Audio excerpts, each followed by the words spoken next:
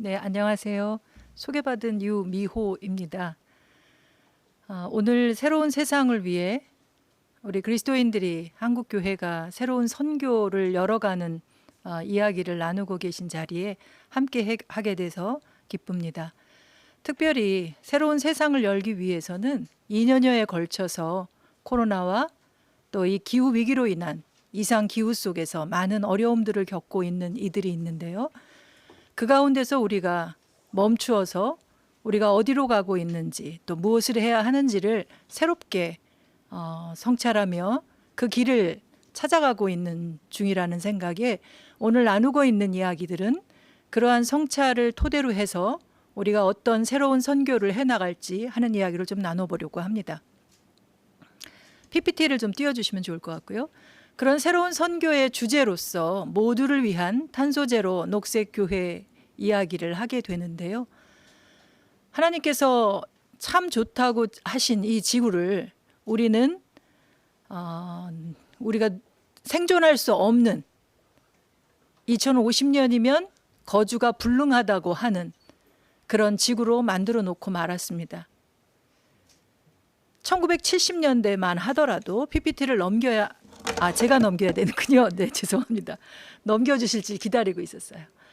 하나님이 70년대까지만 하더라도 만들어주신 것을 온전히 안성맞춤으로 누릴 수 있었습니다. 하지만 그 이후로 10년에 한 번씩 1년의 몫을 우리가 받았다면 한 달씩 빠르게 사용을 해왔습니다.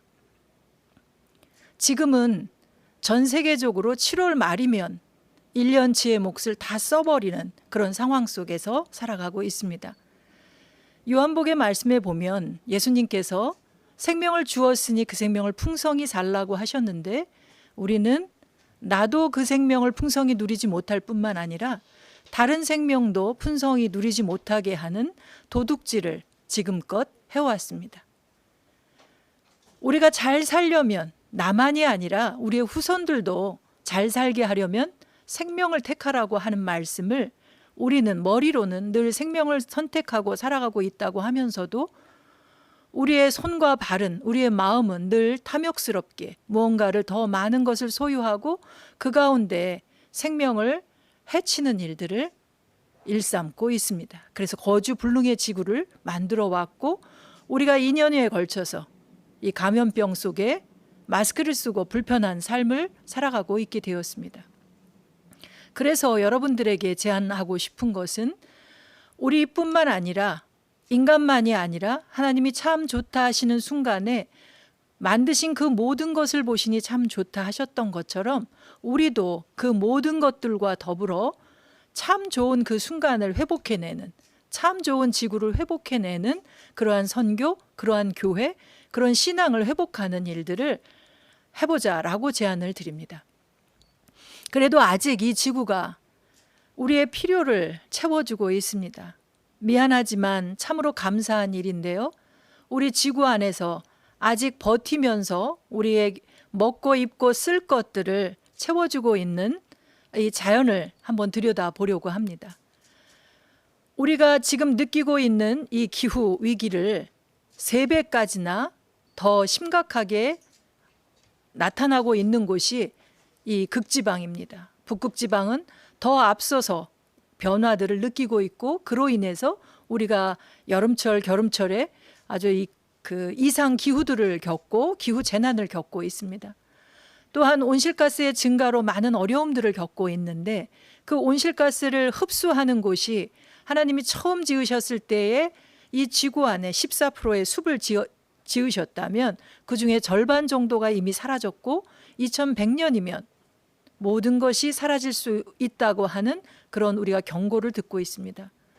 그리고 바다 역시도 이 온실가스를 그 열을 흡수하는 곳인데 이 바다 생태계도 산호초가 이제 2100년도 되기 전에 다 멸종할 거라고 하는 그런 이야기들도 듣고 있습니다. 그래서 전 세계에서는 1.5도까지 지구 온도가 상승하는 것을 막기 위한 그런 국제적인 합의를 통해서 실천들을 촉구하고 있습니다. PPT에 그 서체가 깨져서 많이 어렵게 보이는 부분들이 있기는 한데요. 그냥 자연스럽게 제 얘기를 따라오시면 될 것 같습니다. 2015년에 합의한 지구 회복력을 유지할 수 있는 온도가 1.5도입니다. 많이 들어보셨을 텐데 이 온도가 우리 그리스도인들에게, 교회에게는 어떤 의미인지를 충분히 묵상하는 시간을 가져볼 필요가 있습니다. 여러분들은 1.5도를 전 지구적으로 190여 개 국가가 1.5도를 위해서 목표를 나라별로, 도시별로 목표를 잡고 실천을 해가야 한다고 하는 이야기들이 들려올 때에 그 1.5도를 어떻게 받아들이고 계셨는지요. 저는 이 온도가 레위기와 마태복음에서 이야기하는 이웃사랑의 온도라고 생각합니다. 이 지구가 신음하면서 하나님의 피조물들을 간절히 기다리고 있는데, 하나님의 자녀들이 누릴 영광의 자유를 그들도 누리기 위함이라 하였는데, 우리가 그들을 위해서 이 1.5도를 유지하는 것이 그들을 위한 것이자 곧 우리를 위한 것이라는 생각을 갖고 노력을 해가야 하리라 생각합니다. 이를 위해서는 우리가 하나님께서 태초에 우리에게 주셨던 그 질문을 지금 이 순간에 우리 안에서 질문을 던져놓고 충분히 그 질문을 성찰하는 시간을 가져야 하리라 봅니다. 우선은 개인적으로, 그리고 신앙의 공동체 안에서 이 질문의 답을 낼 수 있어야 하리라 생각합니다. 아담이 에덴 동산에서 선악과를 먹고 잘못을 인정하지 못하고 숨어서 책임 전가를 했지요. 왜, 어디 있느냐, 무엇 때문에 그리 하고 있느냐라고 물으셨을 때에 하나님이 지으셔서 내게 주신 짝이, 하와가 뱀이 그것을 먹게 했다고 책임을 전가했습니다. 오늘 우리가 이 기후위기의 실체를 인식한 이 순간만큼은 이 일들이 IPCC 6차 보고서에서도 인간의 행동이 명백한 사실로 이 위기를 초래했다고 하는 이 순간만큼은 하나님에게도 다른 인간에게도 그 어떤 것에도 책임을 전가하는 것이 아니라 잘못한 것을 인정하고 자발적으로 이 온실가스를 감축하기 위한 목표를 개인 생활에서나 가정에서나 도시에서나 교회에서나 그리고 국가적 차원에서 감축할 수 있는 목표를 세워서 그 실질적인 노력을 해가야 하리라고 봅니다. 전문가들은 이 노력을 할 수 있는 기회의 시간이 30년도 남지 않았다고 이야기합니다. 아니, 2050년까지 가기 전에 2030년 안에 이제 9년이 남았습니다. 9년 안에 50%를 감축해야만 우리에게는 기회의 시간이 있다고 이야기합니다. 처음으로 이 기후변화를 느끼고 위기를 인식하기 시작했던 지난 30년 동안 국제적으로도 책임을 전가하고 침묵하고 무시하고 회피해왔던 것을 이제는 멈추고 책임 있는 행동을 그리스도인들이, 교회들이 먼저 해가야 되리라고 생각합니다. 더불어서 창세기에 보면 가인이 하나님의 질문에 아우가 어디 있느냐, 이웃이 어디 있느냐라고 하는 질문으로 오늘은 받아들일 수 있을 텐데요. 내가 아우를 지키는 자니까라고 답한 것을 지금 반복해서는 안 되리라 생각합니다. 하나님을 사랑하고 이웃을 사랑하는 것이 우리에게 주어진 큰 두 가지의 명령이라고 했을 때에 이 이웃을, 지구를 사랑하는 것이 우리의 가장 중요한 명령으로 받아들여서 응답하며 실천해 나갈 수 있어야 하리라 생각합니다. 우선적으로는 그 목표를 수립하는 것이 먼저이겠고요. 너무나도 거대한 재앙으로 우리 앞에 와 있는 것을 생각한다면 사실은 이 위기 앞에 무서워서 절망하고 포기하고자 하는 이들이 많이 생길 수 있으리라 생각합니다. 하지만 우리는 혼자가 아닙니다. 그리고 우리에 앞서서 말할 수 없는 탄식으로 먼저 아파하시면서 이 문제를 해결하시려고 앞서 행하시는 성령님이 계심을 믿고 우리는 함께 이 위기를 눈을 부릅뜨고 맞이할 수 있어야 하리라 생각합니다. 그리고 말씀과 하나님의 창조세계 이 자연 안에서 충분히 묵상하며 하나님의 숨결과 하나님의 뜻을 발견하면서 우리 안에 하나님의 형상, 거룩한 씨앗을 발견하고 그것을 싹 틔우며 또 그 하나님의 형상을 갖고 있는 사람들이 서로 연결되어서 예수님을 따라 살았는 그런 행동들을 해나가야 하리라 생각합니다. 그리고 무엇보다 중요한 것이 기도하는 것인데요. 지금의 이 기후위기, 생태위기, 기후위기를 생각하면서 기도하는 것이 절실합니다. 이 기도는 골방에서만 하는 기도가 아니라 우리의 온 삶으로, 그리고 서로 연결되어 이 사회적 행동으로 하는 것까지도 중보 기도하는 것으로 이어질 수 있어야 되리라 생각합니다. 이 일들은 거저 일어나지 않습니다. 우리 일상에서 신앙적으로 영성의 훈련들을 해나갈 때 감당할 수 있는 것일 텐데요. 특별히 신앙의 절기마다 우리 그리스도인들은 사순절, 오순절, 그리고 대림절을 지키지요. 지금 우리는 대림절의 시기를 보내고 있는데요. 그 시기마다 어떻게 창조 세계를 돌볼 수 있는지 하는 생각으로 저희 살림에서 제시한 이런 콘텐츠들을 활용하셔도 좋고요.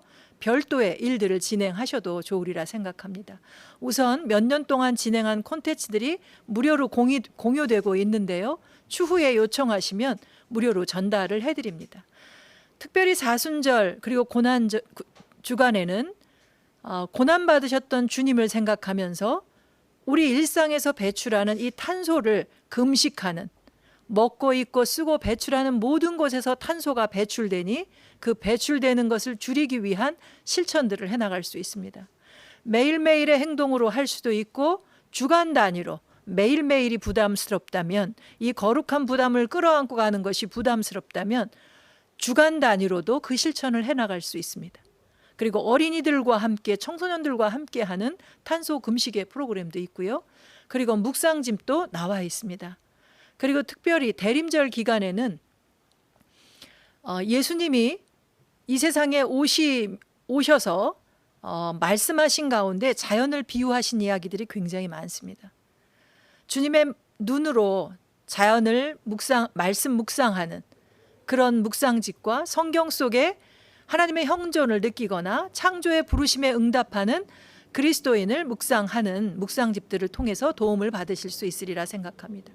그리고 무엇보다 이 일들을 실천하는데 공동체를 형성하는 게 중요한데요. 환경 선교사 리더십 과정이나 온라인 그린스쿨이나 지구돌봄 서클 다양한 형태를 통해서 소통하는, 혼자 걸어가는 것이 아니라 손 맞잡고 함께 걸어가는 지구돌봄의 공동체를 만들어가는 것을 요청드립니다.